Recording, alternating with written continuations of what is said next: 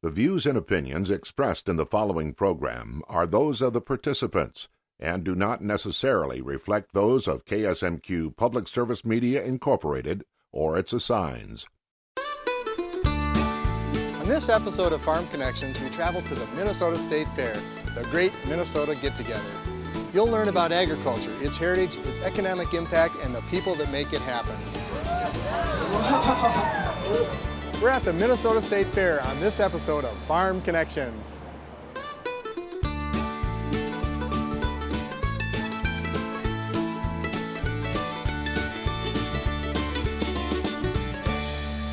Welcome to Farm Connections with your host, Dan Hoffman. Farm Connections on KSMQ, sponsored in part by the Cedars of Austin, a senior living community. We even have a retired farmers club. Independent, assisted, and memory care apartments. Learn more at cedarsofaustin.com. Will Mahler, the ag attorney, has been representing dairy farms in Minnesota, Iowa, and Wisconsin for 37 years. Will Mahler, the ag attorney's office is in Rochester, and Will is a proud partner of Farm Connections. Thanks, Will Mahler. The Minnesota State Fair is where almost 2 million people come together each year to celebrate their agricultural heritage and learn about livestock, crops, and industries that make our state great in the arena of agriculture. The roots of the Minnesota State Fair go back to before Minnesota was a state. It was actually a territory in 1854 when an association was put together for an ag exposition. A few years later, when it became a state, we established the State Agricultural Society, which governs the State Fair to this day. One of the great traditions of the Minnesota State Fair is the coronation of the Princess K of the Milky Way. Let's take a look at what it takes to become Princess K.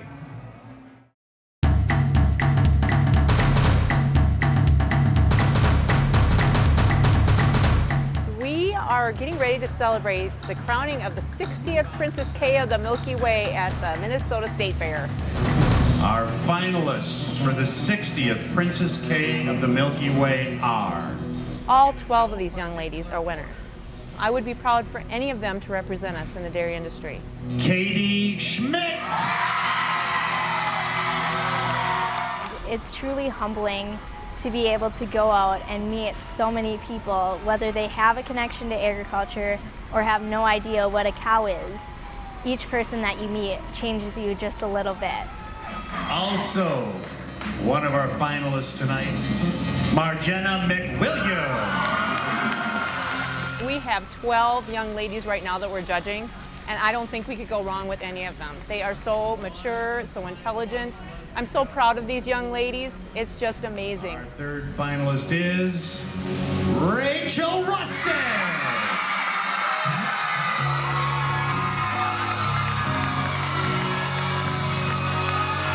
There you have it, your three finalists. Princess K of the Milky Way. All right. I will miss being Princess K of the Milky Way because it has been such a large part of me over this past year and my entire life. But I know I will be joining 58 wonderful past Princess K of the Milky Ways and be able to continue to advocate without the crown and without the sash. So Princess K will always be a part of me. You've done an outstanding job. Ladies and gentlemen, how about a round of applause? Princess K of the Milky Way, Christine Reitzma. Princess K of the Milky Way, the first one was crowned, I believe it was at the State Fair. And it's just become a tradition. I guess I'm proud that we've had something that has endured through the times. We need somebody who is visible. And she's very visible because as time goes on and people become more and more urbanized, they grow further and further from the farm. And as that happens, I think we need somebody who they can see as a representative for the dairy industry and who can speak for us. We all have a unique story to tell, and as dairy farmers, we need to tell our story because it's a very unique story to tell. I'm Christine Reitzma, and I'm currently serving as Princess K of the Milky Way, so I'm the Goodwill Ambassador for Minnesota's dairy farmers here. Actually, this is the first Princess K from Stearns County I am, so it's taken a little bit. Do you like chocolate milk? Yeah, do you want a sticker? Are you getting ice cream cones today? Yes, that sounds delicious. Please everyone welcome our 59th Princess K of the Milky Way. We are very proud of our first princess from Stearns County. You can buy an ice cream cone from her for only 25 cents. Make sure you ask her where she gets the names for her calves. On my farm, my 5 siblings, my parents and I milk 110 Holstein cows, and we also raise all the calves on site, so we have about 250 animals total on our farm. We farm 420 acres of cropland.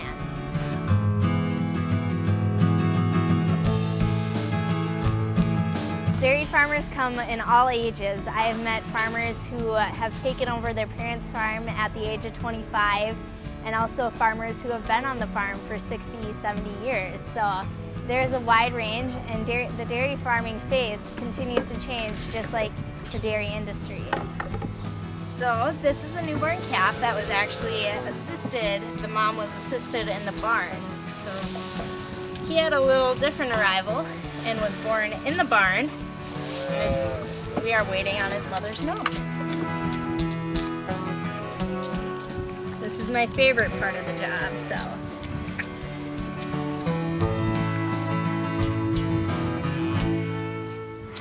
This is Ariel, and actually students at one of the schools I visited helped me name her, so. In my family, I was always the girl who loved princesses. So just growing up, I'd always be watching the princess movies, looking at dairy princesses within my county, and Princess K has served as my role model ever since then. Each and every Princess K has served the role well and has been able to build the program. There's no other name than Princess K of the Milky Way. It is totally unique, and it was chosen out of 10,000 entries 60 years ago. I enjoy playing volleyball, basketball, and dancing. The first thing that happens usually is the counties have a contest within the counties in Minnesota. And they pick a woman or a young lady who is to represent them on the county level. And then during the month of May, we have a promotion and educational event for these young women. And they're also judged. Kaylee, what is one thing that you've learned on the farm that will stay with you for the rest of your life? One of the most important lessons that I've learned from growing up on a farm is to take pride in my work. Despite the challenges we face, we really do feed a nation, and that is something to be proud of. Let's have a final round of applause for all the dear businesses. We get anywhere from 60 to 80 young ladies from the counties to come, because each county can actually take more than one. They can take up to like 3 young women to this contest. And then they are judged up there, and from that judging, we then pick 12 young women to represent the dairy industry. All right, who's next in line? I got a melting strawberry cone.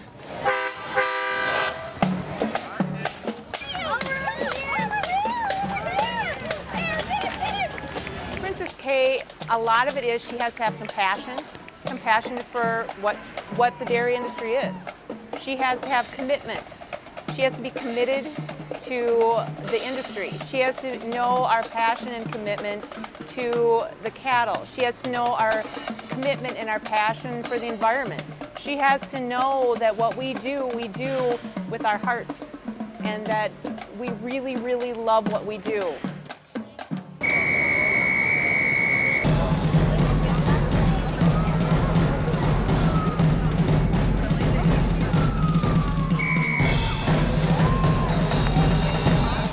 She's very recognizable.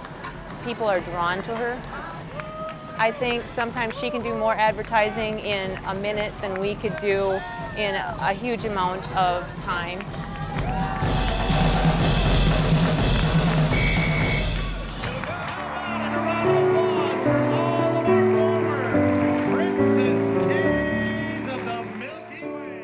I do not know what the galaxy might hold on my next journey. But what I do know is that this past year will stay with me for the rest of my life, and I could not be more grateful for the chance I've had to represent the hardworking dairy farmers of Minnesota and serve as your 59th Princess K of the Milky Way. It has been an honor, and I would like to thank you.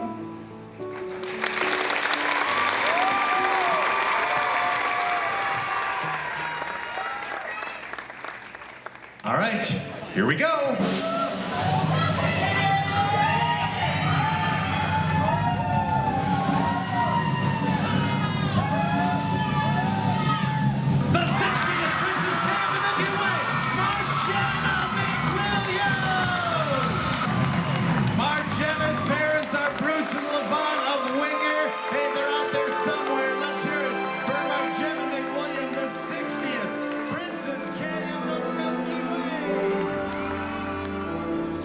What I have to say to the next Princess K of the Milky Way.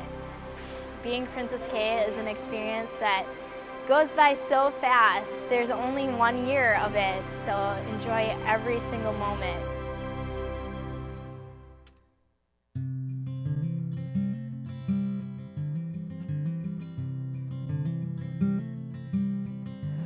Another way Minnesota dairy farmers are represented is through the Midwest Dairy Association and their work at the Minnesota State Fair. I enjoyed several glasses of cool, refreshing milk at the all-you-can-drink dairy booth. And then I had a chance to visit with Sherry Newell from the Midwest Dairy Association and learned a little more about the dairy industry. Come along and join us. Sherry, what's this all about?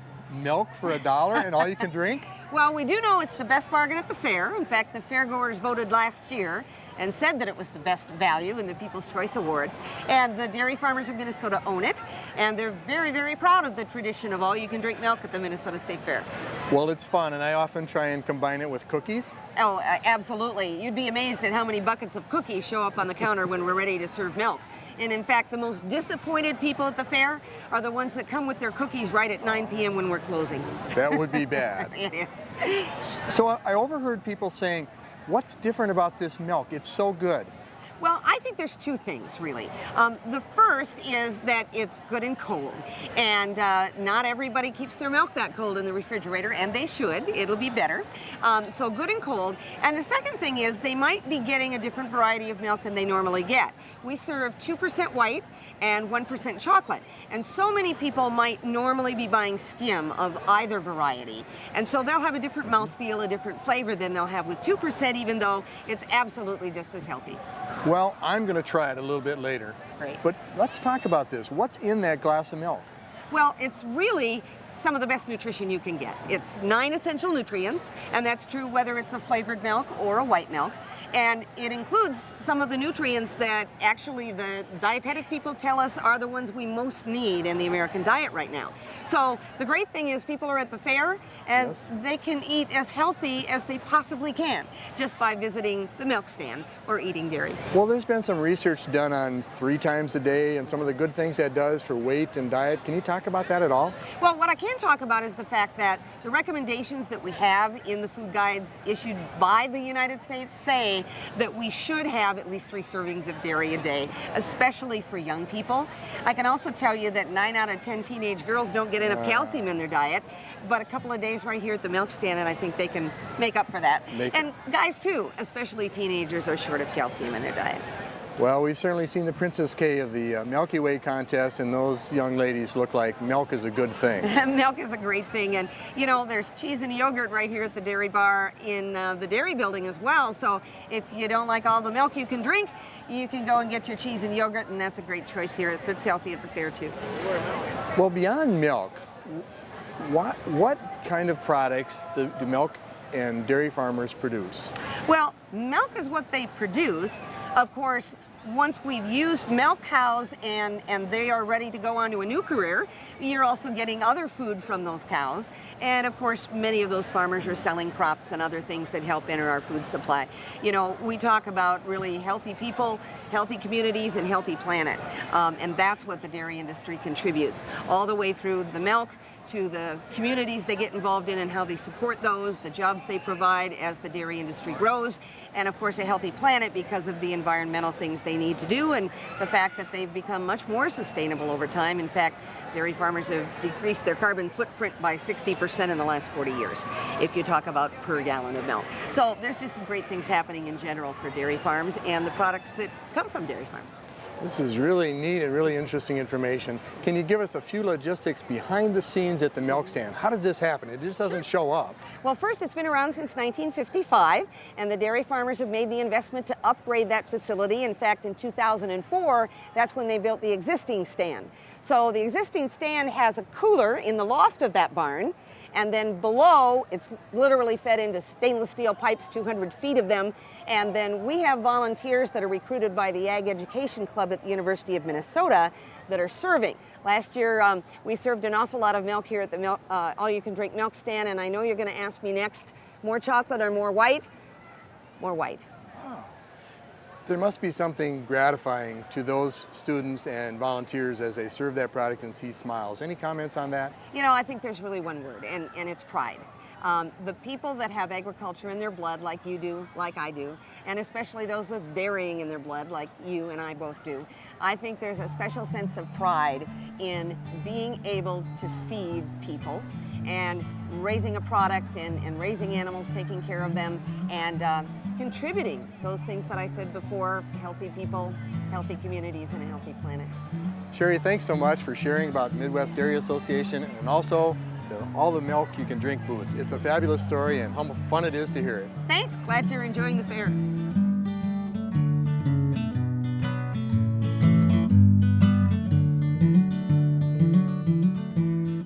I also had an opportunity at the Minnesota State Fair to meet up with a dairy farmer from Otter Tail County. He helped me understand the importance of the dairy industry and its many contributions to the state of Minnesota. Well, you mentioned earlier that this is a party. What do you mean by this is a party? Well, the Minnesota State Fair is an annual party for farmers and city folks to get together and have a great time for a week or two here, and we get to, from agriculture, we get to showcase what ag is. You go in the Miracle Booth Center, you can go to the dairy barn and catch the 4-H kids and FFA kids, and it's just a big old party. We love it. Well, certainly you're taking some time away from your farm, is that correct? Oh yes, that's a good thing. Well, tell me about your farm. We have a dairy farm up in Otter Tail County. It's a dairy farm with 500 cows. My brother and I operate it with a number of employees, and it's very typical with a lot of cows and a bunch of crops, and we do, it's you know, the corn and the alfalfa and soybeans and whatever it takes to run a dairy farm. Well, you're taking some time away from that dairy farm, and of course that costs you money. You have to hire help to do the work back at the farm, but it looks like you're enjoying this. But beyond that, why is it important for you to be here and doing what you're doing? Well, as a dairy farmer, we have a business. We have a small business like thousands of other people in the state, and our business happens to be cattle and dairy and producing milk and selling milk. And this is an opportunity for dairy farmers and all types of farmers here to interact with the city, with our consumers, and show them that we have a good product. You know, we take care of our land, we take care of the cattle, our employees. We're one big happy family in many ways, and here we can come and tell our story a little bit to those who choose to purchase what we produce. Is it gratifying to you to see those smiles drinking milk? Oh yeah, it's even more gratifying to come up and talk to these folks. Just grab somebody on the street that's got a glass of milk and say, how you doing, and where are you from, and why are you here, and we have a great time. What a great story, and thanks for sharing with Farm Connections. You're welcome. You're welcome. Appreciate it very much, Ken. Thank you. So we got an egg, baseball, tube of lipstick. All three things come from the farm, right folks? No farmers, no eggs. No farmers, no baseball. No farmers, no. That's right. Here we go, guys. 3 farm products. Boom. In the air at the same time. I'm gonna see if I can toss an egg under a leg. Here we go. 1 egg under a leg. Whoa. Woo. Oh, clap now, folks. It doesn't get better. Yeah. People come from all over to see what happens at the Minnesota State Fair, including learning about agriculture. And with me today is a great advocate for agriculture, Rhonda Ross, and Thank a Farmer. What is it that you do? Well, I teach the general public about the importance of our farmers. You know, we take farmers for granted. Most folks, especially in our cities, go to a farmer's market, and that's the only thing they think about when they think about a farmer. They think about, you know, the fresh vegetables and stuff that they get at the farmer's market. And the reality is without a farmer, we wouldn't have any clothes, we wouldn't have the building materials, we wouldn't have the essentials in life. That doesn't sound like a nice place to be. Right, exactly. Well, you've got a nice presentation. How did you start doing this? Well, I have a different perspective because my family farmed, but I grew up in the city. I kind of have an idea of how little our folks that do not grow up on a farm know about farming. And the reason why I started doing the program, Thank a Farmer, is because I heard farm kids in Wisconsin, dairy kids talking about being bullied in school. And coming to school, you know, in the morning with a little mud on their boots because they've been, you know, helping out with the milking. And I thought, wow, you know, I mean, how would it have been if I would have been a farm kid going into my own school? And I realized I would have been bullied too. And I realized that the general public does not understand the importance farmers play in everything they do every day. So I created that concept of telling the consumer about the things that they use every day and then connecting it to the farmer. You know, the ingredients of that baseball didn't magically appear, you know, at the store. We have our cotton farmers, we have our sheep folks for the wool, and of course our dairy folks for the hide. A lot of folks don't realize that the Holstein cow is what makes the outside of our baseballs. Well, a baseball just wouldn't be the same without a cow behind it, right? That's right, exactly. Have you changed your mission at all at Thank a Farmer, or is it with your original principles? It's the original principles, but you know, over the last few years, I've learned more about the misconceptions there are in agriculture. One thing is when I'm talking to the general public, I don't talk about agriculture. I talk about farmers and farming, and the reason is because the consumer, when they think of agriculture, they think of industry, they think of corporations, and they think of factory. And that is not what agriculture is. So I talk about farmers and farming. Well, expand on that. What should they think about when they think about food and agriculture? Well, number one, they need to think about that the farmer is a family farmer. Okay. You know, they think that everything's a corporation. I think partially when they go down our roads and they see seed corn signs, they think that seed corn company owns those fields. It's not the farmer advertising, you know, what he's growing in that field. They think that, you know, housing animals is a bad thing. And I think that sort of comes from our when we go to school, we learn about wild animals and we learn about their natural habitat, right? So they think farm animals need these big expansive fields, and the reality is our farm animals are domesticated and need to be cared for just like our dogs and cats. I get a lot of stroller moms that are concerned about, you know, organic or conventional hormones and things. Hardly any consumer out there understands that when something is when their chicken is labeled hormone-free, that the package right next to it that isn't labeled hormone-free is also hormone-free. You know, it's against the law since the 70s to add any additional hormones, and I've added that in the show. And I get a lot of questions because we're marketed to all the time, and a lot of times marketing starts the misconceptions. And so it's very, very important for the consumer to understand the importance of the farmer. My goal is what I really want is to have a National Thank a Farmer Day recognized in our nation's schools, and so that one day out of the year that school kids will realize how important our farmers are. Oh, great idea. Yeah, it's the hard thing of getting it done, but we're working on that. I think you're capable. Yes, hopefully so. Well, you do a great job of thanking a farmer. May you keep up the mission for a long time, Rhonda. Thank you very much. I appreciate it. We're going to do an apple juice magic trick, okay? So Caitlin, you have a hold of that. I'm going to make a cone here. Cone needs to be a little bit bigger at the top than at the bottom. Just like this. I think we got a pretty good cone. Perfect. So I'm going to roll this up. You hold on to it right here at the bottom. Get a good pinch on it, okay? We're going to pour the apple juice into the cone, just like this. Now, we grow a lot of apples here in the United States. Washington happens to grow more apples than any other state, but there is a country that grows more apples than any place in the world. Anybody know what country that is? Chile. Very good guess. It's not Chile. China. That is right. And that is where a lot of our apple juice products come from.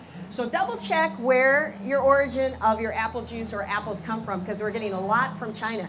We're going to stick the glass right inside the cone just like that. And on the count of 3, we're going to say our magic words, thank farmer, right? Because no farmer, no newspaper, no farmer, no apple juice. Let's see if we can get that apple juice to jump into the glass instead of fall off the bottom onto Caitlin's toes.